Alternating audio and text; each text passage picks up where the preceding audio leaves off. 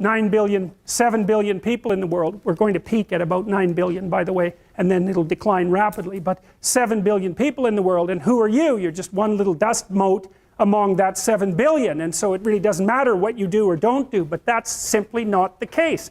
It's the wrong model, because you're at the center of a network. You're a node in a network. Of course, that's even more true now that we have social media. You'll know 1,000 people, at least, over the course of your life.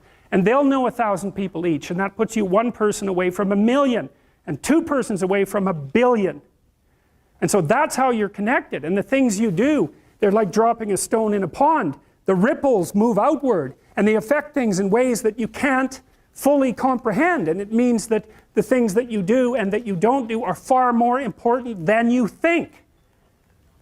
And so if you act that way, of course, the terror of realizing that is that it actually starts to matter what you do. And you might say, well, that's better than living a meaningless existence. It's better for it to matter. But I mean, if you really asked yourself, would you be so sure if you had the choice? I can live with no responsibility whatsoever. The price I pay is that nothing matters. Or I can reverse it and everything matters. But I have to take the responsibility that's associated with that.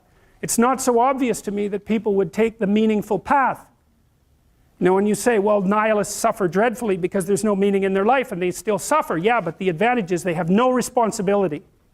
So that's the payoff, and I actually think that's the motivation. Say, well, I can't help being nihilistic. All my belief systems have collapsed. It's like, yeah, maybe. Maybe you've just allowed them to collapse because it's a hell of a lot easier than acting them out.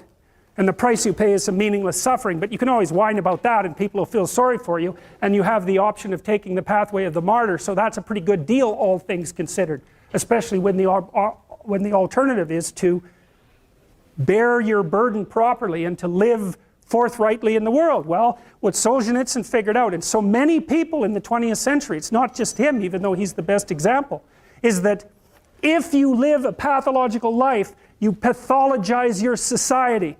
And if enough people do that, then it's hell. Really. Really.